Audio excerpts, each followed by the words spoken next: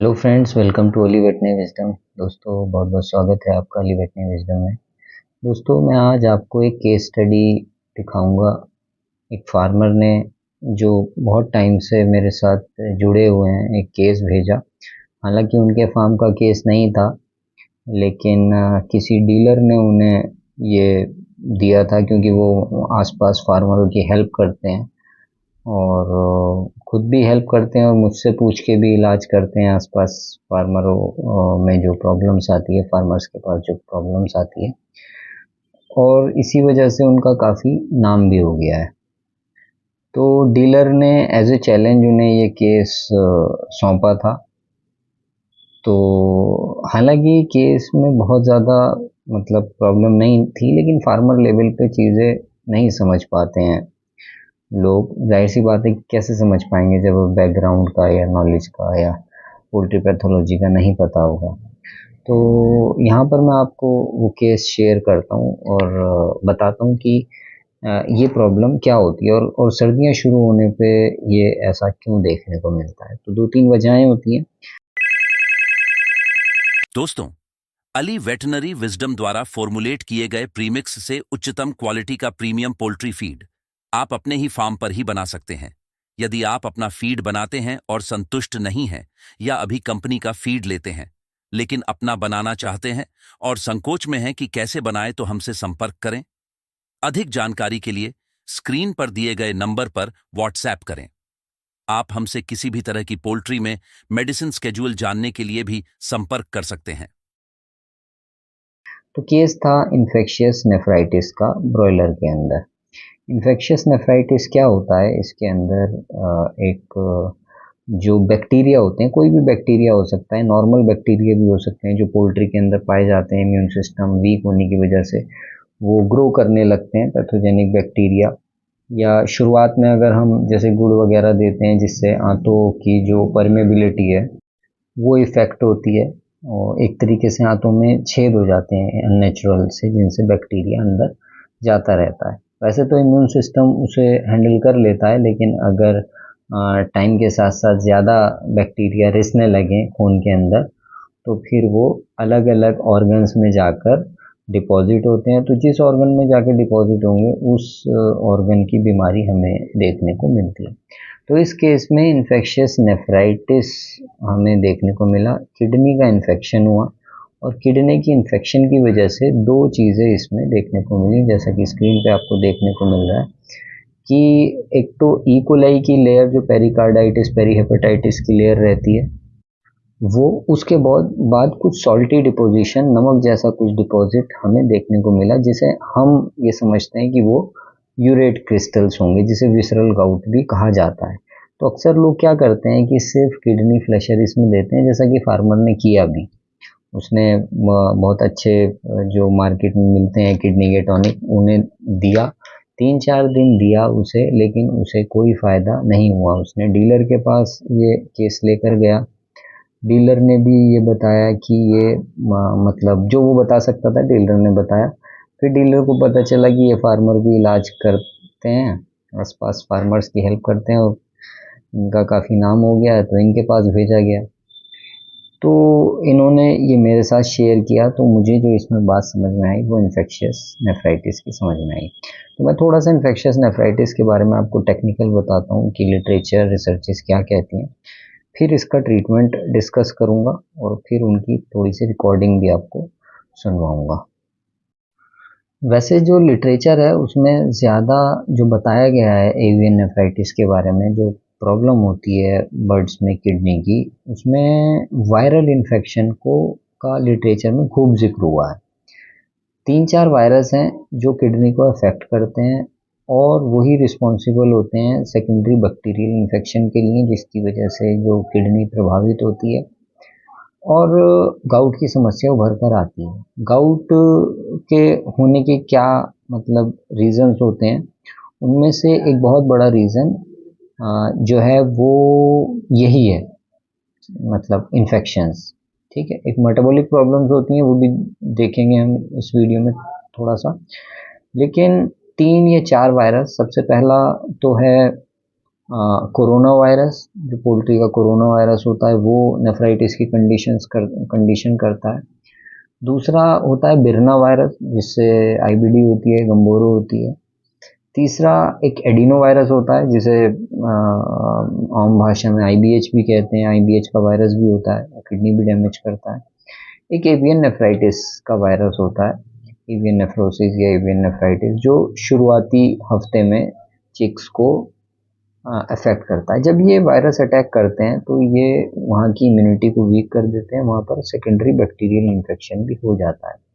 Body का immunity virus से तो लड़ लेती है, लेकिन जब बैक्टीरिया वहाँ पर आकर जमा होने लगते हैं तो उससे इन्फेक्शन बढ़ जाता है, किडनी फूल जाती है और उनकी जो यूरिक एसिड को निकालने की क्षमता है वो डाउन हो जाती है या ख़त्म हो जाती है, जिसकी वजह से यूरिक एसिड ब्लड में बढ़ने लगता है।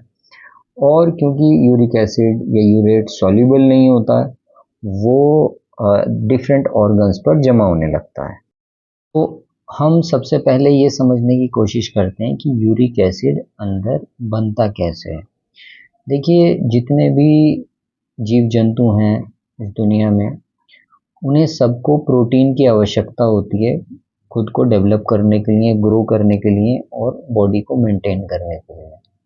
जो प्रोटीन होता है जब वो मेटाबोलाइज होता है बॉडी के अंदर, तो उससे अमोनिया बनती है, जो एक जहरीली गैस होती है। अब ये जो गैस बन रही है प्रोटीन के मेटाबॉलिज्म से, अमोनिया, इसे शरीर से बाहर निकालना ज़रूरी होता है। चाहे कॉकरोच, केंचुआ हो या कोई मछली हो, मेंढक हो, गाय भैंस हो, इंसान हो, मुर्गी हो, हर एक के अंदर अमोनिया बनती है। लेकिन वो अमोनिया किस तरीके से बाहर डिस्पोज की जाती है, शरीर के बाहर निकाला जाता है, वो अलग अलग सिस्टम कुदरत ने अलग अलग जीव जंतुओं के अंदर बनाए हैं। जैसे मुर्गियों के और इंसानों के अंदर, मैमल्स के अंदर किडनी को बनाया है और वो किडनी उस नाइट्रोजिनस वेस्ट को बाहर निकालती है। तो किडनी रीनल सिस्टम होता है, उससे बाहर निकलता है। इंसानों के अंदर जो अमोनिया है वो यूरिया बनाती है, जो यूरिन के ज़रिए से पास हो जाता है।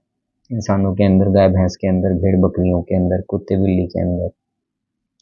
लेकिन जो पक्षी होते हैं, पक्षियों के अंदर यूरिया नहीं बनता है, क्योंकि यूरिया को निकालने के लिए बहुत ज़्यादा पानी की आवश्यकता होती है। और बर्ड क्योंकि आसमान में उड़ते हैं, इतना ज़्यादा उनके अंदर उन्हें पानी की ना तो अवेलेबिलिटी हो पाती है, ना ही वो पीते हैं। तो कुदरत ने उनके लिए एक दूसरा सिस्टम बनाया है, यूरिया की जगह यूरिक एसिड। यूरिक एसिड को बर्ड बनाता है और उसे अपने अंदर से निकालता है। तो यूरिक एसिड पानी में घुलनशील नहीं होता। इसी वजह से आप देखते होंगे जो मुर्गी बीट करती है तो उसके अंदर जो सफ़ेद वाला हिस्सा होता है वो उसका यूरिक एसिड होता है और वो पेस्ट की फॉर्म में निकल के आता है। वो पानी जैसा नहीं होता है नॉर्मल कंडीशन में। अगर मुर्गी बीमार ना हो तो दस्त वगैरह होने लगते हैं, वो पिचकारी जैसी मारती है, तो उसमें तो वो आता है क्योंकि पानी शरीर से ज़्यादा निकल रहा है, बीमार है। लेकिन नॉर्मल कंडीशन में बीट का जो सफ़ेद वाला पार्ट होता है वो ही उसका यूरिन माना जाता है, उसे यूरिक एसिड कहते हैं। ये पानी में घुलनशील नहीं होता, इस वजह से किसी भी, अगर ऐसा कारण है या तो शरीर के अंदर वो बन ज़्यादा रहा है और किडनी उसे नहीं निकाल पा रही है, या फिर किडनी कॉम्प्रोमाइज़ हो गई है, किडनी डैमेज हो गई है किसी भी वजह से, किसी इन्फेक्शन की वजह से या और किसी वजह से, मेटाबॉलिक प्रॉब्लम की वजह से, तब भी किडनी उसे निकाल नहीं पाती है। और नॉर्मल यूरिक एसिड जो बन रहा होता है वो ब्लड के अंदर जमा होने लगता है, और जब ब्लड के अंदर वो ज़्यादा हो जाता है तो फिर वो ऑर्गन्स पे आके जमा होता है, जैसे कि आपको स्क्रीन पर दिख रहा है। तो ये सिंपल सी चीज़ है, बहुत ज़्यादा मैं अंदर जाऊँगा कि यूरिक एसिड कैसे बनता है, कौन से एंजाइम्स इसे बनाते हैं, या तो वो ना तो आपको समझ में इतना आएगा, ना यहाँ पर बताने की ज़रूरत है। बस इतना समझ लें कि यूरिक एसिड बनता है ज़ेंथाइन, हाइपोज़ेंथाइन, इनोसिनिक एसिड वगैरह होते हैं जिनसे ये बनता है, और वेस्ट नाइट्रोजन को शरीर से बाहर निकालता है। अब कौन सी कंडीशंस वो होती हैं जिनके अंदर यूरिक एसिड बढ़ता है, मैं आपको बताऊं यहाँ पर कि जैसे मान लीजिए कि दो तीन चीज़ें होती हैं इन्फेक्शंस के अलावा, ठीक है। इन्फेक्शन तो किडनी को डैमेज कर देता है जाके, बैक्टीरियल हो या वायरल हो। जब किडनी डैमेज हो जाती है तो वो यूरिक एसिड को बाहर नहीं निकाल पाती, खून में बढ़ने लगता है यूरिक एसिड और गाउट दिखती है हमें। विसरल गाउट भी होती है, आर्टिकुलर गाउट भी होती है।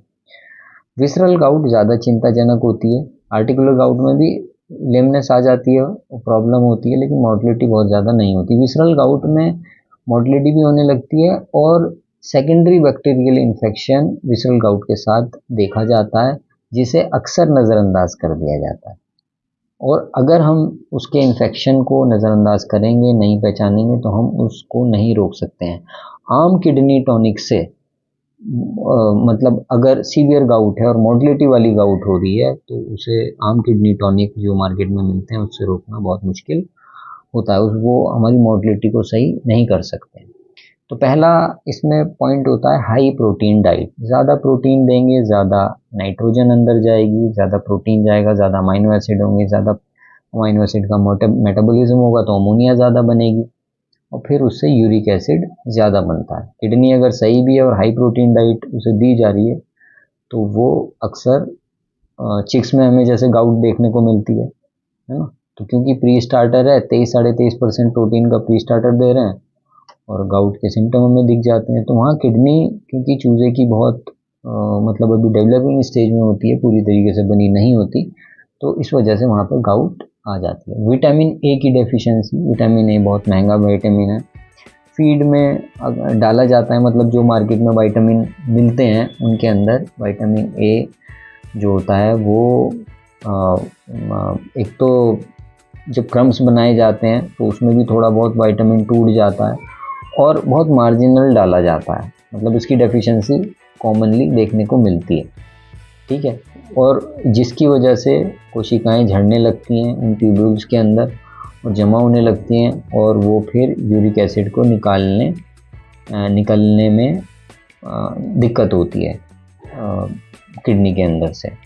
इसके अलावा ज़्यादा नमक जब पानी के अंदर दिया जाता है या कैल्शियम दिया जाता है उससे भी किडनी डैमेज होती है और यूरिक एसिड बढ़ने लगता है। नमक देते हैं ना, अक्सर लोग सोचते हैं कि चूज़ा पानी कम पी रहा है, वो किसी और वजह से कम पानी पी रहा होता है। मान लीजिए बुखार है, चूज़ा इन्फेक्टेड है, ठंड में आया है, वीक है, नहीं पानी पी रहा है, आपने उसे नमक दे दिया, उसकी एक जो किडनी है उसे डैमेज किया और उसने पानी तो पीना शुरू कर दिया, लेकिन गाउट भी साथ साथ दिखने लगी। और शुरुआत में जो किडनी डैमेज रहती है फिर वो लास्ट तक चलती है। फिर आते हैं फंगल टॉक्सिन्स, जो टॉक्सिन्स होते हैं, ऑक्राटॉक्सिन्स वगैरह रहते हैं, जो कि T2 टॉक्सिन्स होते हैं जो कि किडनी को डैमेज करते हैं। जैसे अफ्लाटॉक्सिन होता है ना, लीवर को डैमेज करता है, ऐसे टॉक्सिन्स, फंगल टॉक्सिन्स किडनी को भी डैमेज करते हैं, उससे गाउट होती है। और किडनी की बीमारियों के बारे में मैं बता ही चुका हूँ, इन्फेक्शियस कॉजेज जो होते हैं। एक एवियन नेफ्राइटिस वायरस होता है जो चूजे को ही अफेक्ट करता है, मतलब ये कुछ वायरल डिजीज में से है जो पहले 10 दिन में ब्रॉयलर्स में देखी जाती है ना। तो वो एवियन नेफ्राइटिस का वायरस होता है, रियो वायरल इन्फेक्शन भी कहा जाता है उसे। इसके अलावा डिहाइड्रेशन, चूज़ा अगर कम पानी पी रहा है, आपने टेम्परेचर ठीक नहीं दिया है, ब्रूडिंग सही नहीं कर रहे हैं, इनसफिशिएंट ड्रिंकर्स हैं, निप्पल ठीक से काम नहीं कर रहे हैं, तो पानी कम पिएगा तो वो किडनी के अंदर उसकी फ्लशिंग ठीक से नहीं हो पाती है। इसके अलावा एंटीबायोटिक्स जैसे जेंटामाइसिन है, नाइट्रोफ्यूरोजोन्स हैं, सल्फोनामाइड्स हैं, ये एंटीबायोटिक्स, लीवोफ्लॉक्सासिन है, एमिकासिन है, टाइलोसिन है, ये सब किडनी को डैमेज करते हैं और इससे भी फिर प्रॉब्लम यूरेट्स की बढ़ती है और गाउट की प्रॉब्लम हमें नज़र आती है। तो अब ये सब जानने के बाद हम अब इस केस की तरफ चलते हैं, इसमें देखते हैं कि क्या मतलब प्रॉब्लम थी और हमने क्या फिर इसका इलाज किया।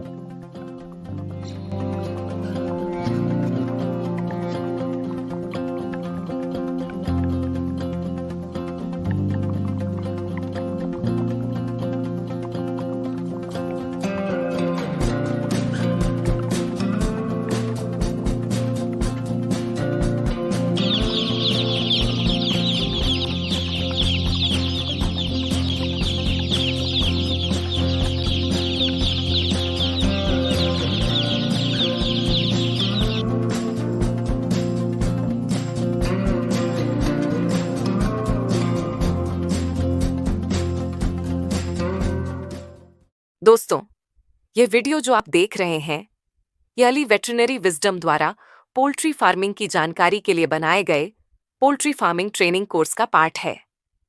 ये कोर्स हमारी mobile application Ali veterinary wisdom training app पर उपलब्ध है।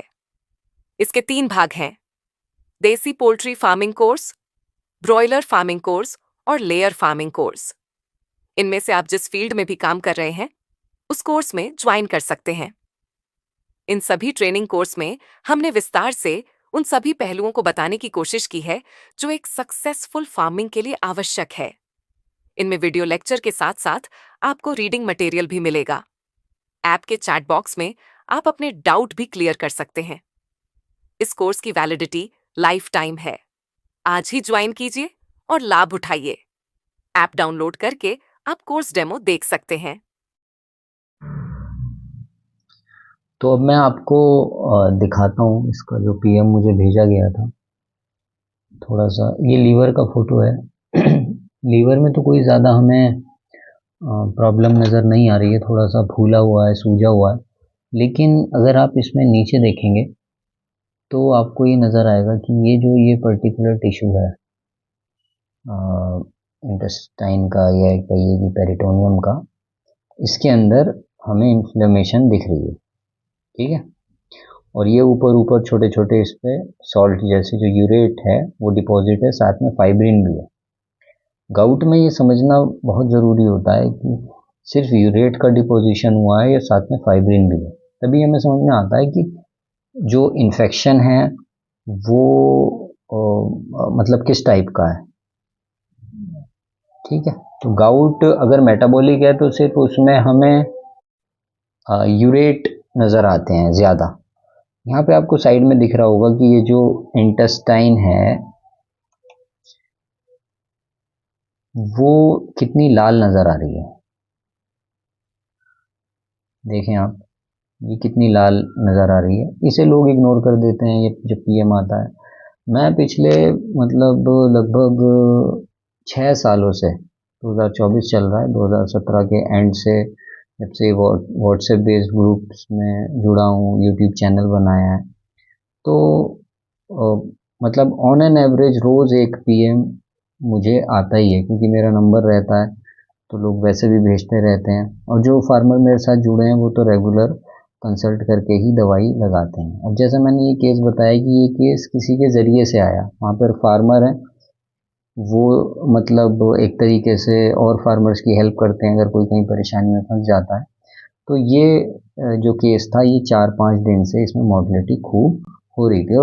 और ये कुछ ऐसी जगहें हैं होती हैं जहाँ पे छोटे छोटे फार्मर होते हैं, बड़े फार्मर नहीं होते हैं, 2000 की फार्मिंग करते हैं, 1500 की फार्मिंग करते हैं। तो ये डॉक्टर तक वैसे भी अप्रोच नहीं कर पाते हैं। जो डीलर बता देता है वो दवाई इस्तेमाल कर लेते हैं, और लोगों का इस वजह से ना दवाइयों से, कंपनियों से, सबसे विश्वास उठ गया है। मैं आपको इनकी वो भी सुनाऊंगा जो बात हुई मेरी इनसे। तो इसके बाद फिर ये वाला देखते हैं। आप देख सकते हैं इसमें, यहाँ पर भी हमें ये यूरेट के डिपॉजिट्स दिखाई दे रहे हैं। इंटेस्टाइन में कोई इन्फेक्शन ऐसा खास यहाँ पर नज़र नहीं आ रहा है, लेकिन यूरेट के और फाइब्रिन के डिपॉजिट्स यहाँ पर हैं। मैंने एक ग्रुप का हिस्सा था मैं, मतलब जो हमारी आयमन पायरोफॉस है उसने एक ग्रुप बनाया हुआ था, उसका हिस्सा था मैं। तो उस ग्रुप में मैं ये चीज़ें डिस्कस करता था। मैंने एक पोल भी डाला था कि किस टाइप की मेडिसिन इसमें हमने इस्तेमाल की जिससे ये केस ठीक हो गया तुरंत। लेकिन अफसोस कुछ मतलब हर एक ग्रुप में ऐसे लोग घुस जाते हैं ना जो मतलब ज़्यादा ही स्मार्ट बनते हैं। तो कई दिनों से वो प्रॉब्लम चल रही थी तो हमने उस ग्रुप को बंद कर दिया। इस वजह से बता रहा हूँ क्योंकि बहुत लोग थे और वीडियोस भी देखते हैं, और सबको एक साथ बताना बड़ा मुश्किल होता है कि उन्हें लगता है कि उन्हें निकाल दिया गया है। आपको किसी को निकाला नहीं गया है, ग्रुप को ही ख़त्म कर दिया गया है। मैं भी ग्रुप में नहीं आया। अगर किसी को मुझे पर्सनल कोई प्रॉब्लम है वो मुझे कांटेक्ट कर सकता है मेरे व्हाट्सएप पर। मैं किसी को हेल्प करने को मना नहीं करता हूँ, जो भी कर सकता हूँ मैं करता हूँ। तो यहाँ पर आप देख सकते हैं कि इस तरीके से किडनी सफ़ेद एकदम नज़र आ रही है। हालांकि इसमें इन्होंने ठीक से पीएम किया नहीं है, और पीएम अगर ये ठीक से करते तो कुछ इसमें और नज़र आता।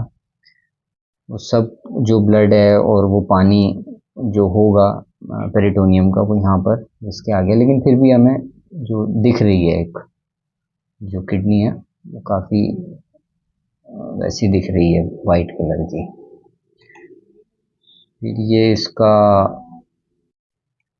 फिर इसका फीड है, मतलब इसोफेगस में से इन्होंने फीड निकाल के दिखाया है, उसमें कोई खास बात नज़र नहीं आ रही है।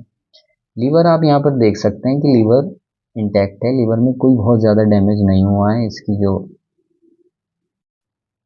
एजेस हैं वो बिल्कुल मतलब शार्प हैं और कलर भी ठीक है। थोड़ा बहुत इन्फेक्शन है लेकिन ज़्यादा प्रॉब्लम नहीं है। व्हाट्सएप पर रोज़ रोज़ पीएम देख के, लोगों की बातें सुन के, उनके स्ट्रोक की हिस्ट्री जान के हमें काफ़ी अंदाज़ा अब हो जाता है कि पिक्चर क्या कह रही है। जैसे यहाँ पर आप इंटेस्टाइन को देख सकते हैं, एकदम ऑरेंज कलर की हो रही है, लाल नहीं है, ये लाल नहीं है, इसे लाल नहीं कहेंगे हम, ये ऑरेंज कलर की इंटेस्टाइन हमें लग रही है। सही है। अगर पीएम हुए देर हो जाती तो ये हमें काली नज़र आती। इसके अलावा फिर ये हमें नज़र आ रहा है, ये जो इंटेस्टाइन है। दोस्तों मैं एक बात आपको बता दूं बीच में कि ये जो मैं पीएम वाले शेयर करता हूँ ना, इसमें यूट्यूब मोनेटाइज हमें नहीं करती है ना। तो जब यूट्यूब मोनेटाइज नहीं कर रही है तो हम ऐसा वीडियो क्यों बनाएं जिसमें हम कमा नहीं रहे हैं, लेकिन सिर्फ आपकी वजह से बनाया जाता है। तो इस बात का आप ख्याल रखें, ठीक है। तो कम से कम चैनल को शेयर करें, वीडियोस को शेयर करें, ताकि लोगों तक इंफॉर्मेशन पहुंच पाए और लोग नुकसान उठाने से, बर्बाद होने से बच जाएं। तो यहाँ पर देख सकते हैं ये इंटेस्टाइन में इन्फेक्शन थोड़ा नज़र आ रहा है। ऑरेंज क्यों होती है किसी और वीडियो में बताऊंगा। यहाँ पर आप देख सकते हैं कि जो फीड है वो बिल्कुल ठीक है, गिज़र्ट ठीक है, गिज़र्ट में कोई प्रॉब्लम नहीं है। फीड की क्वालिटी भी अच्छी है, फीड अच्छी क्वालिटी का है, बुरा नहीं है। अब देख सकते हैं यहाँ पर आप, मैं दिखाता हूँ आपको, ये एक है। अगर एक बर्ड में भी हमें ये कंडीशन नज़र आ रही है तो मतलब पूरा का पूरा फ्लॉक उसके लिए डिस्पोज्ड है, मतलब उस पर्टिकुलर प्रॉब्लम के लिए। कुछ बर्ड्स ऐसी होती हैं जिनमें बहुत ज़्यादा मतलब बीमारी फैल जाती है और वो मर जाती हैं, वो थ्रेशोल्ड बर्ड्स कहलाती हैं। और कुछ में ये डेवलप हो रही होती है कंडीशन। तो आप यहाँ पर देख सकते हैं कि पूरा हार्ट इसका चोक है, और ये सिर्फ यूरेट से चोक नहीं है, इसके ऊपर फाइब्रिन भी है। फाइब्रिन कहाँ है, जैसे ये तो सॉल्ट है, ये सॉल्ट है, नज़र आ रहा है, नमक जैसे किसी ने छिड़क दिया और यहाँ पर। लेकिन ये एक पूरी लेयर नज़र आ रही है, जो लीवर कैप्सूल है, इसके ऊपर भी फाइब्रिन जमा हो रहा है और लीवर बहुत ज़्यादा नहीं सूजा है और एजेस इसके शार्प अब नहीं है। तो अब दूसरा देखते हैं। यहाँ पर भी हमें ये चीज़ नज़र आ रही है, अगर आप बिल्कुल गौर से देखेंगे तो ऊपर फाइब्रिन और यूरेट्स दोनों नज़र आ रहे हैं। तो ये जो कॉन्टेक्स्ट है फाइब्रिन और यूरेट्स का, इन्फ्लेमेटरी फाइब्रिन और यूरेट्स का, ये सबसे ज़्यादा हमारे लिए चिंता का विषय होता है जब हम इसे डायग्नोज कर रहे होते हैं कि क्या दवाई इसमें आएगी। ये इसोफेगस का कंटेंट है, इसका कोई ज़्यादा मतलब नहीं है। ये आप देख सकते हैं, यहाँ पर मैं आपको दिखाता हूँ। ये हार्ट की पेरिकार्डियल जो सैक होता है उसके अंदर पानी भी भर गया है, और ये पानी क्यों भरा है, क्योंकि ऊपर फाइब्रिन डिपॉजिट हो गया है। अंदर पहले गाउट हुई, उसके ऊपर यूरेट्स आके डिपॉजिट हुए, फिर इन्फेक्शन बढ़ता बढ़ता पूरी बॉडी में फैला। जो मेम्ब्रेन दिख रही है ना, ये ये फाइब्रिन की है, इन्फ्लेमेशन हुआ है अंदर, ये गाउट की डिपोजिशन है। तो बहुत ही यूनिक केस है, और अगर समझ में आ जाता है तो फिर इसका इलाज भी काफ़ी आसानी से किया जा सकता है, जैसे किया हमने। ऐसा नहीं है कि हम हर एक वो इलाज, मतलब ये हर एक ट्रीटमेंट ही हमारा कामयाब होता है। 100% तो कोई भी नहीं दे सकता है। कोई बड़े बड़े अपोलो में और बड़े बड़े मेदांता में डॉक्टर हैं,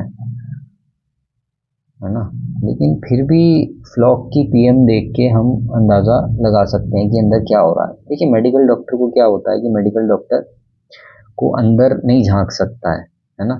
अंदर नहीं देख सकता, और हर मरने वाले इंडिविजुअल को की बॉडी नहीं खोली जाती है कि क्या हुआ है। वो तो एंडोस्कोपी से, अल्ट्रासाउंड से, एमआरआई, सीटी स्कैन से अंदर ये चीज़ें देखने की कोशिश करते हैं। हमारे साथ वेटनेरियंस के साथ क्या होता है कि हमें अंदर ऑर्गन्स को देखने की बहुत प्रैक्टिस हो जाती है, अगर कोई इसमें ध्यान देना चाहे। इवन फार्मर भी अगर ऑब्जर्व करना चाहे तो बहुत कुछ अंदर देख के जान सकता है, लेकिन बेसिक पैथोलॉजी ये सब चीज़ें तो चाहिए ही होती हैं। तो ये आप देख सकते हैं कि किस टाइप से इसके ऊपर जो यूरेट्स के डिपॉजिट हैं इस पे चढ़े हुए हैं। यहाँ पर भी कुछ हमें खास नज़र नहीं आएगा। ये बर्ड बाद में इसे वो किया गया है, मतलब इसे मरे हुए काफ़ी टाइम हो गया है, देख सकते हैं आप यहाँ पर। तो लगभग ये 7-8 बर्ड का पीएम था, और इन बर्ड्स के पीएम में हमें ये देखने को मिला। देखिए किडनी कितनी डैमेज है। ये छोटे छोटे लाल लाल रंग के आपको दिख रहे हैं ना, ये जो, तो ये हेमरेजेस हैं इन्फेक्शन के, बिल्कुल किडनी सफ़ेद हुई भी नज़र आ रही है। तो इतना देखने के बाद हमें ये बात समझ में आती है कि ये जो इन्फेक्शन है ये काफ़ी, मतलब पूरे फ्लॉक में फैल चुका है, जिसके बारे में हमें इनका मैसेज बताता है कि 2300 का फ्लॉक था और 100 की मॉर्टलिटी हो चुकी है पिछले 4 दिन में, 3-4 दिन में। तो इसमें जो ट्रीटमेंट दिया गया है वो भी मैं आपको दिखा देता हूँ। इसमें इजी ब्रूड दिया गया, गाउस्टर दिया गया। अच्छा, लोग सोचेंगे जो इजी ब्रूड इस्तेमाल करते हैं कि यहाँ पर कैसे इस्तेमाल हुआ। देखिए, इजी ब्रूड इस तरीके से बनाया गया है कि चिक्स जब पानी पीता है शुरुआत के टाइम में और दाना खाने लगता है तो हाई प्रोटीन दाना उसके अंदर जाता है और खूब सारी नाइट्रोजन वेस्ट उसके अंदर से निकलती है अगर वो स्ट्रेस में है, और ज़्यादातर चिक्स स्ट्रेस में रहते हैं। वो नाइट्रोजनस वेस्ट यूरिक एसिड बनाती है। चूजे की किडनी इतनी अच्छी नहीं होती कि वो उस यूरेट को ज़्यादा अच्छे से वो कर पाए, मतलब निकाल पाए। तो इजी ब्रूड के अंदर के जो कंटेंट हैं वो यूरेट्स को सॉल्युबलाइज करने में मदद करते हैं, उसे सॉल्युबल बनाने में मदद करते हैं। तो इस टाइप से इजी ब्रूड को भी इसमें इसके ट्रीटमेंट के तौर पे हमने इस्तेमाल किया। तो एल्कायू इस्तेमाल किया, गाउस्टर इस्तेमाल किया, बीटाडीन इस्तेमाल किया और इजी ब्रूड इस्तेमाल किया। बीटाडीन, विटामिन ए का बहुत अच्छा कंटेंट बीटाडीन के अंदर पाया जाता है, तो हमने विटामिन ए को भी इस्तेमाल किया जिसकी कमी की वजह से अक्सर गाउट होती है। तो बीटाडीन, इजी ब्रूड और यही सब चीज़ें जब हम शुरुआत करते हैं अपने चिक्स की, जो हमारा शेड्यूल है, यही चीज़ें शुरुआत में भी देते हैं। इसी वजह से जो पहले हफ्ते में जो ग्रोथ और वो सब निकल के आती है चिक्स की, क्योंकि उसकी स्ट्रेस और ये सब मेटाबॉलिक क्लीनिंग हम पहले ही हफ्ते में कर चुके होते हैं। तो 10 दिन तक का एक शेड्यूल भी है। जो लोग पूरा 35 दिन का मेडिसिन शेड्यूल नहीं इस्तेमाल करना चाहते हैं, उन्हें लगता है कि महंगा है या इतनी दवाई चलाने की क्या ज़रूरत है, तो 10 दिन का भी शेड्यूल बनाया हुआ है इसमें, और वो कई फार्मर इस्तेमाल भी करते हैं। हालांकि अगर पूरा इस्तेमाल करेंगे तो कोई बहुत ज़्यादा उसमें खर्चा नहीं आता है, 2-3 रुपये का खर्चा आता है पूरी बर्ड पे, लेकिन फिर भी 10 दिन का अगर आप इस्तेमाल करेंगे तो बहुत अच्छा आपको उसमें रिजल्ट्स मिलेंगे। देखिए यहाँ पर शुरुआत है, इसमें भी कितना ज़्यादा यहाँ पर डिपोजिशन यूरेट्स का दिख रहा है, इसमें फाइब्रिन नहीं है। तो ये सब था, आपको बताना ज़रूरी था। मैं चाहता था कि इस चीज़ को आपके साथ डिस्कस करूं। फार्मर से छोटी सी एक गुफ्तगू भी हुई इस बारे में लेकर, वो आप सुन सकते हैं। हाँ बताओ जी। तो वहीं पे बोल रहे थे सर, ये जो ऑर्डर है 2-3 फार्मर मिल करके ऑर्डर किए हैं। हाँ हाँ हाँ, जो मैं आपके पास भेजा, मैनेजर साहब के पास भी मैं भेज दिया हूँ। अच्छा अच्छा। तो इसमें क्या रहा, इसमें क्या प्रॉब्लम थी इस वाले फ्लॉग में? इस फार्मर के, हाँ, जो डीलर ने भेजा था आपके पास, जिस फार्मर को। हाँ, तो यही प्रॉब्लम था जो आपके पास मैं भेजा हूँ पोस्टमार्टम, जो इलाज चल रहा है। हाँ, पहले क्या इलाज दिया गया था और कितनी मोर्टलिटी हो रही थी? मोर्टलिटी कितना होता है? 20 हो रहा था सर। अच्छा 24 घंटा में 20 हो रहा था, मगर अभी 16 घंटा के अंदर में 6 गो है। ट्रीटमेंट देने के बाद। जी जी सही है। तो गाउटस्टर ऐसा करना, चलाते रहना। जी जी ठीक है। जी। और ये वाला ट्रीटमेंट 3 दिन चेक करना, और गाउटस्टर तो 4-5 दिन चलाते रहना। अच्छा अच्छा। ठीक है। और ये जो ऑर्डर आपने लगाया है, ये 2-3 फार्मर का मिल गया है ये। जी 3 फार्मर का मिल कर है। तो अब फार्मर्स को अब मतलब अब यकीन हो रहा है अब उनका, उन्हें मतलब हाँ सर, प्रोडक्ट्स। यकीन हो रहा है पूरा 100%, क्योंकि जब सबसे पहले बात यह है कि सर पोल्ट्री लाइन में लोग इतना ठग दिया है ना कि किसी के ऊपर विश्वास करना सब किसी के बस का बात नहीं है। सही बात है। हाँ नहीं नहीं, हमारी दवाइयाँ जो हैं या जो हम बताते हैं, ट्रीटमेंट बताते हैं, वो जी पूरा फार्मर को ध्यान में रख के उसका खर्चा कम से कम हो, उसके यहाँ जो मोर्टलिटी है, जो नुकसान है, वो जी रुक जी। जाए। मेरा तो यही उद्देश्य रहता है। और ये तो बात सर आपकी सही है कि दुनिया इतनी दवाइयाँ, इतनी कंपनियाँ आ गई हैं ना कि पता नहीं कोई क्या बना के बेच रहा है, कुछ जी पता जी नहीं जी रहता। इस वजह से फार्मर डरा रहता है। लेकिन जी जी फार्मर्स मतलब जो भी आपसे मिलें, उनसे आप यही कहो कि वो एक बार जुड़ें हमारे साथ। और जी ये हम सिर्फ अपने फ़ायदे के लिए नहीं कहते हैं। अब आप तो जुड़े हुए ही हो, अब आप 1-1.5 साल से आप मेरे जी साथ जी जुड़े हुए हो। और इतने फार्मर जो कहीं अगर फंसते हैं, इवन डीलर भी अगर कहीं फंस रहा है, तो आप ट्रीटमेंट कर रहे हो उसका, तो जी लोग आपको भी पहचान रहे हैं, जी जी है ना। और इन फार्मर्स का भी फ़ायदा हो रहा है। तो मकसद बस जी यही है कि मतलब ये लोग बचें, क्योंकि अगर मुर्गी बचेगी तभी बिकेगी वो, जी। अगर बचेगी नहीं तो। बाकी आपके यहाँ कैसा चल रहा है, FCR वगैरह? हमारा हमारा तो अच्छा है। IBH आया था ना आपके यहाँ भी? जी जी ये चाहा था। तो वो ठीक हो गया ट्रीटमेंट से अपनी दवाइयों के? जी जी एकदम जीरो मोर्टलिटी है, कोई क्या दिक्कत नहीं है उसमें। क्या क्या लगाया था उसमें? उसमें लगाए थे देखिए इलाज 4-5 दिन चलता रहा। अलकायु लगाए, पायरोकॉल भी लगाए, उसके बाद में आपका वायरोकॉन लगाए, उसके बाद में आपका सेप्टीमा लगाए, रेमिप्रो लगाए। हिपासोल भी लगा था शायद। हाँ हिपासोल तो हाँ हिपासोल लगा था जी। हाँ, तो IBH था और वो कंट्रोल हो गया। जी जी। और अब FCR कैसा है? एफसीआर तो कभी भी गड़बड़ नहीं था सर। अच्छा, बीमारी में भी सही रहा? हाँ सबसे पहले तो आपसे बात हुआ था तो जितना फीड खाया था उतना ही वजन दे दिया, तो आप बोले कि ये तो मरेगा ही। नहीं, वो तो अटैक वटैक होता है जब बहुत तेज़ी से बढ़ता है। तो ये है, मुझे तो इस बात की खुशी रहती है कि मैं फार्मर के जब सुनता हूँ ना कि वो अब संतुष्ट है और वो सही हो गया है, तो मुझे बहुत इसका मतलब मेरा तो इनाम यही रहता है ज़्यादा। जी जी। आप लोग इसमें तरक्की करो, बहुत अच्छा लगता है ये सब सुन के। तो बहुत बहुत शुक्रिया आपका इस वीडियो को देखने के लिए। फिर कोई और एक एजुकेटिव वीडियो, एक एजुकेशन से रिलेटेड वीडियो लेकर आपके साथ आपके सामने हाजिर होऊंगा। तब तक के लिए थैंक यू। दोस्तों, अली वेटनरी विजडम द्वारा फॉर्मुलेट किए गए प्रीमिक्स से उच्चतम क्वालिटी का प्रीमियम पोल्ट्री फीड आप अपने ही फार्म पर ही बना सकते हैं। यदि आप अपना फीड बनाते हैं और संतुष्ट नहीं हैं, या अभी कंपनी का फीड लेते हैं लेकिन अपना बनाना चाहते हैं और संकोच में हैं कि कैसे बनाएं, तो हमसे संपर्क करें। अधिक जानकारी के लिए स्क्रीन पर दिए गए नंबर पर व्हाट्सएप करें। आप हमसे किसी भी तरह की पोल्ट्री में मेडिसिन स्केड्यूल जानने के लिए भी संपर्क कर सकते हैं।